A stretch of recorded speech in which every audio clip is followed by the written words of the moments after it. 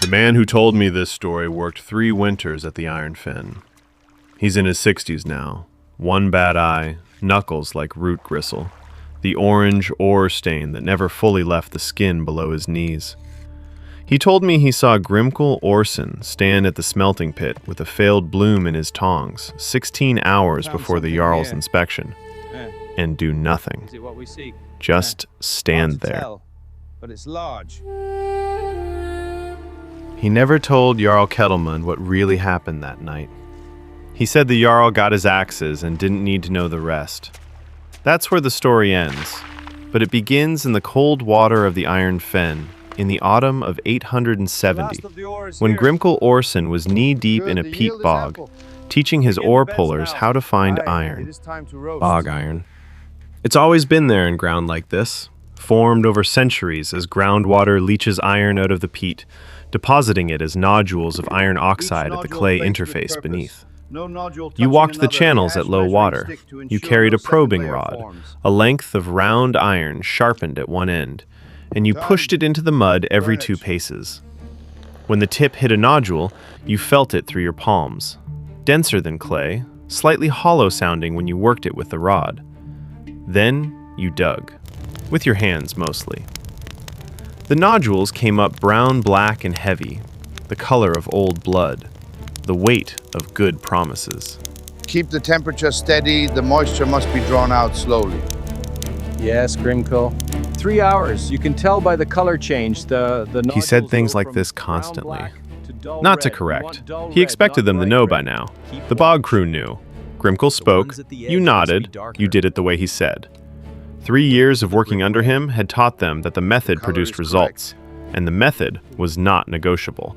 By mid-morning, the iron baskets on the bank held 240 pounds of raw nodules, wet, muddy, smelling of sulfur and rot. Then the roasting beds went up. This was the step most people didn't understand. You couldn't smelt raw bog iron directly. The nodules had to be roasted first, in open fires on flat stone beds, to drive off the chemically bound water. Grimkel's instructions for this were specific and immovable.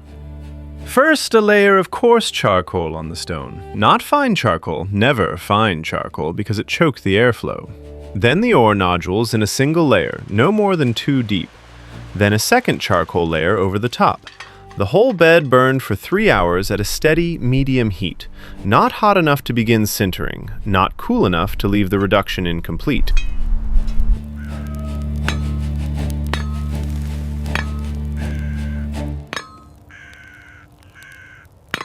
His father had warned him about iron that comes out looking right, but isn't. Iron that lies, Orr called it. A blade that holds its edge for a year, then takes your best man when the shield wall presses. Grimkel had never forgotten it. He told his crew the same thing in the same words. That was how you kept knowledge alive. You repeated it exactly, without changing a word.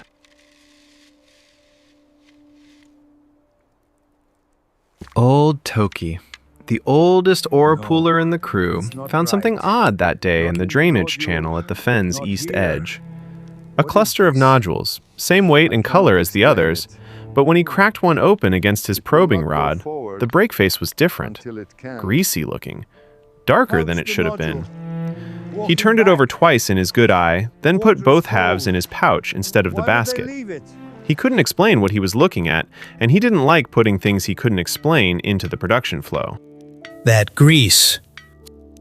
At the ridge, after the forge session, he walked over to Grimkel and held the 2 halves out.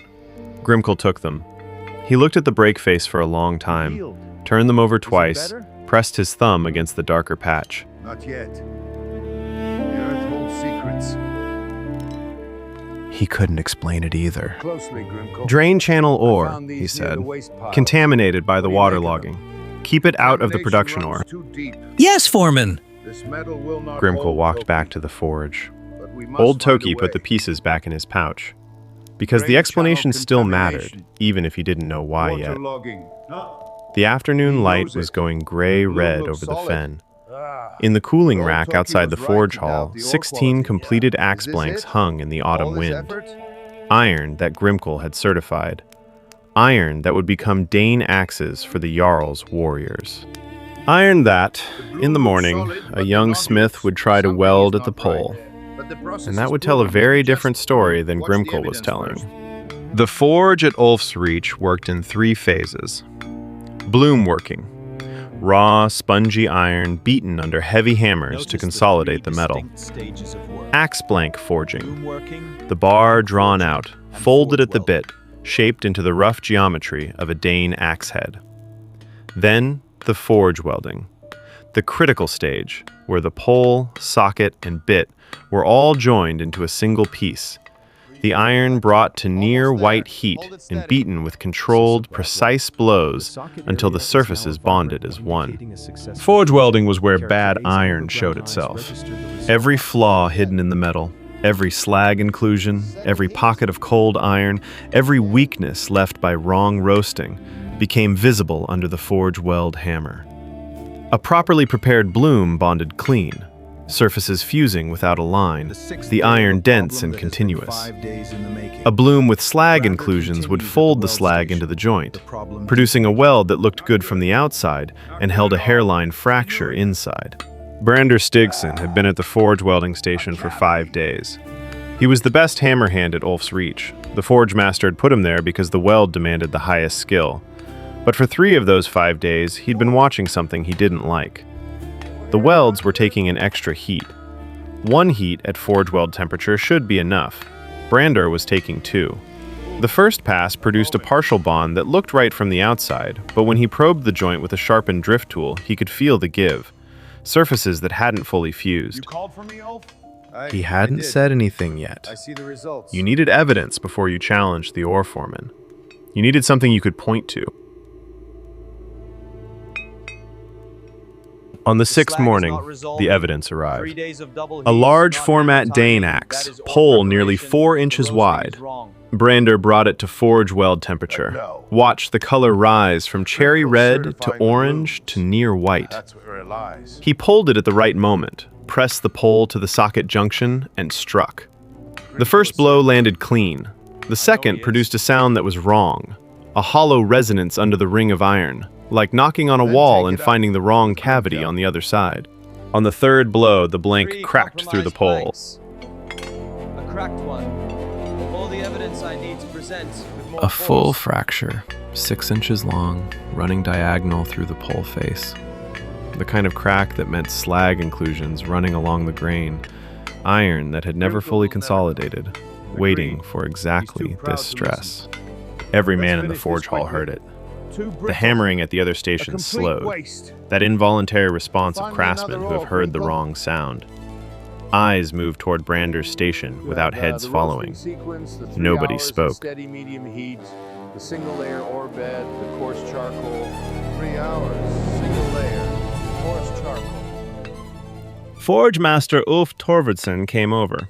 Brander showed him the fracture face, the dark, layered slag inclusion running through the interior like a stratum of bad stone. Then he ran his fingers along the socket junctions of 2 other cooling rack blanks. The slag's not resolving. 3 days of double heats on the welds. That's not my hammer timing. That's the ore preparation.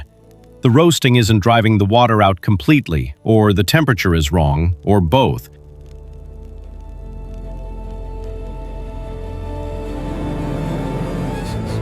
By visual inspection, this looks like sound-prepared ore, but the temperature inside has been hundreds of degrees higher than standard, because Keep the rhythm steady. Ready when you need it, Grimkel.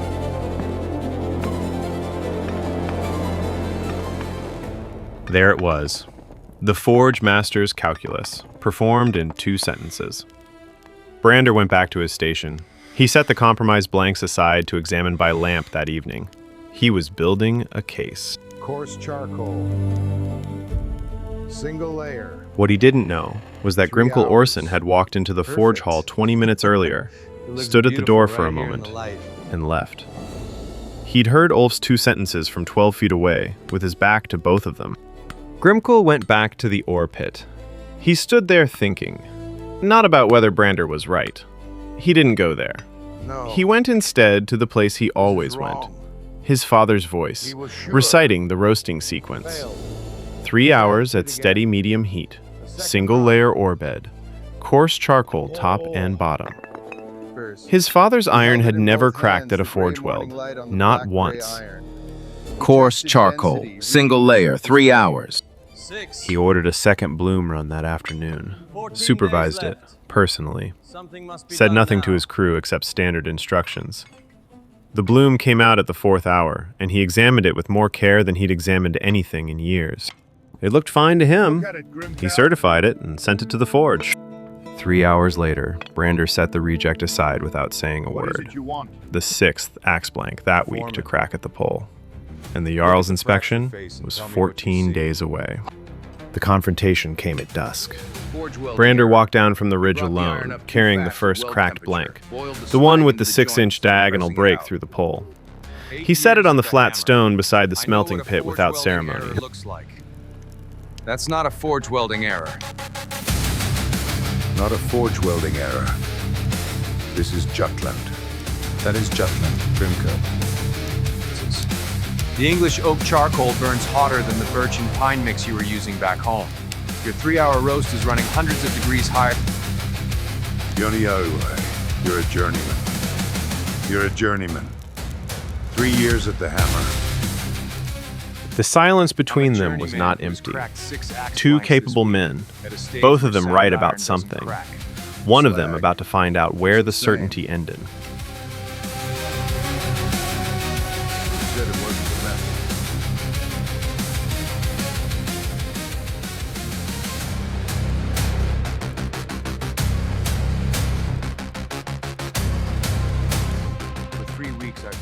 That landed. Grimkel's jaw moved, very slightly. This is no good. It's ruined.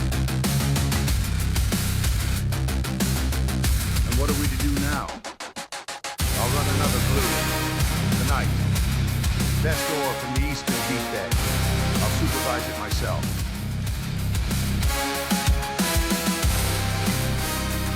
Doing this out. And if it comes out wrong? Grimkel picked up the cracked blank. He held it in the lamplight and turned it over. He ran his thumb along the fracture face, the same way old Toki had run his thumb along the strange nodule 4 days ago. The inclusion planes were clear. He could see them. He'd been seeing them for 3 weeks and explaining them away. The cold air, the different charcoal grade, the new men on the bellows. One explanation at a time, because the alternative meant the method needed adjusting, and the method was not something he adjusted. He set the blank down.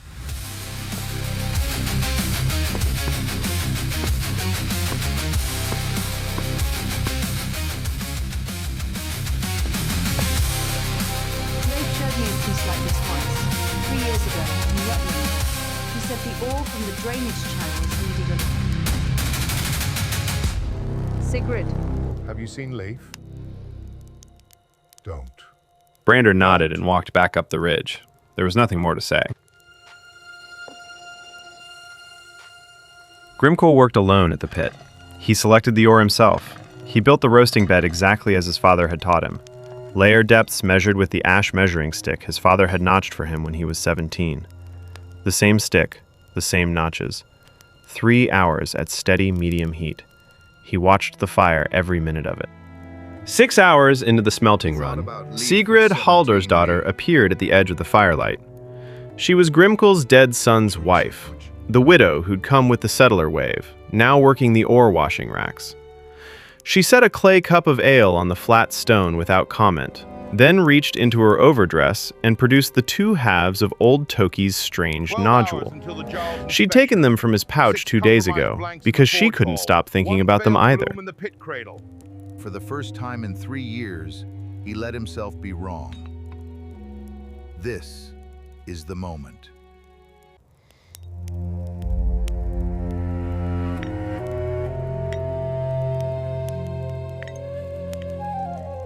One word. Old Toki. Flat and final. Grimkel. Not loud.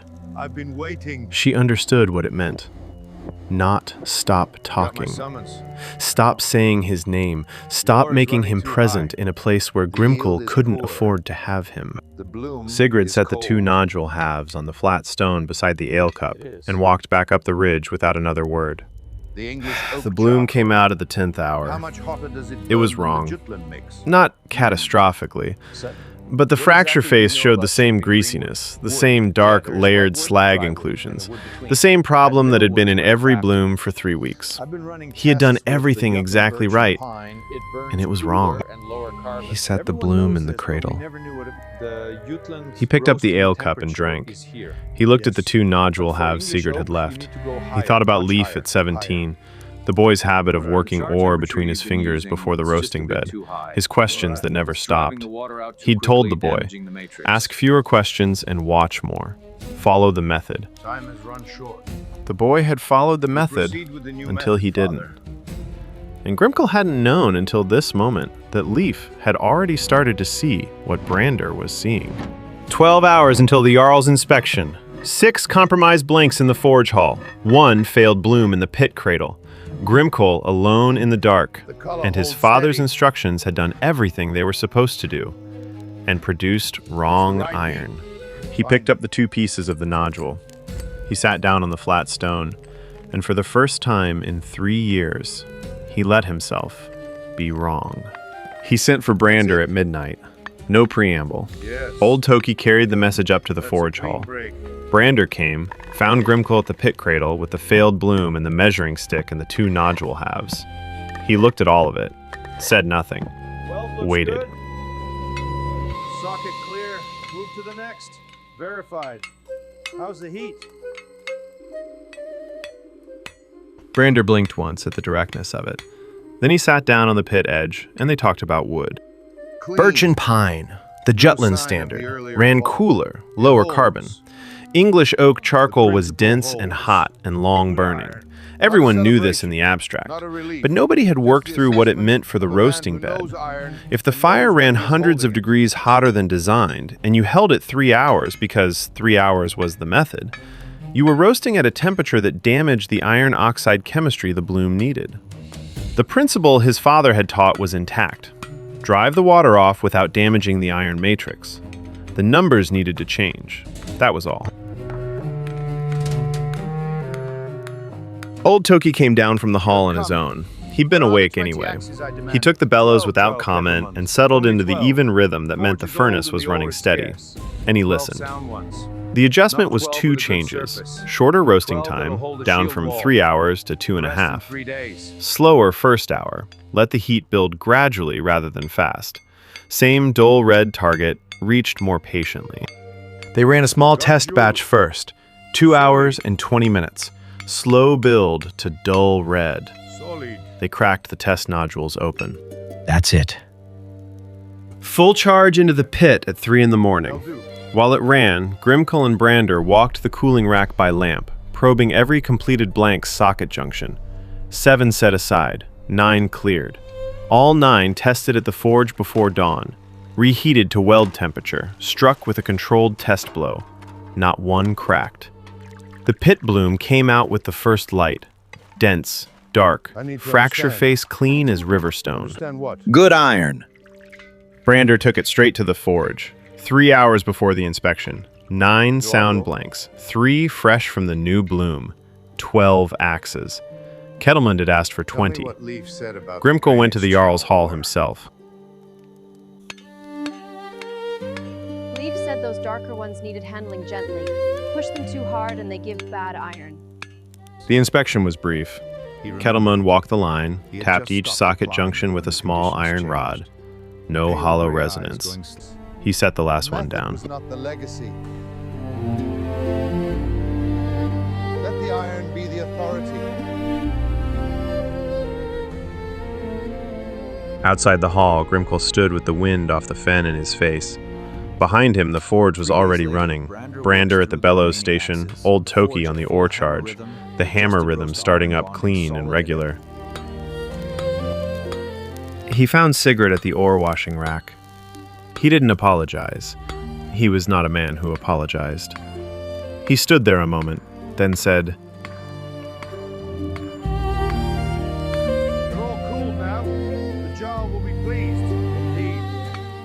He said those darker ones needed handling gently. Push them too hard and they give bad iron. But be patient with them, and they're the best ore on the fen. He said you'd taught him that your father had told you, some ore doesn't want to be forced. It wants to be coaxed. Grimkel stood with that for a moment. His father had said that. He remembered it. He had just stopped applying it when the conditions changed. The method wasn't the legacy. His father hadn't handed him a sequence of steps. He'd handed him a way of thinking. Read the material, let the iron be the authority, adjust to what it tells you. The steps were an expression of that thinking for specific conditions. When the conditions changed, the steps had to change. The thinking was what stayed. He'd been preserving the steps. He'd let the thinking go cold. 3 days later, the remaining 8 axes went to the Jarl's Hall. Brander did the forge welding on all of them, not a single crack. Grimkel watched him work, not supervising, not correcting, just watching a man who had learned to read iron the way Grimkel's father had intended iron to be read. The same principle, running through different hands, the chain unbroken. Legacy isn't a thing you put in storage and guard. It moves, or it dies. The knowledge his father gave him had already changed before Grimkel got it, different from his grandfather's way, adjusted across generations, never fixed. He'd been the one who stopped the movement. He'd been the lock on the door. The Dane axes made at Ulf's Reach that autumn went into the shield walls of the great heathen army. Archaeologists who examine them note the quality of the iron. Low slag inclusion density, clean weld lines, edge retention that suggests a well-managed carbon gradient. Good axes. Made from English bog iron by Danish hands, using a method that started in Jutland and changed when it had to. The Finn gave them the iron. What they did with it, what they were willing to let go of, and what they held on to, that was theirs.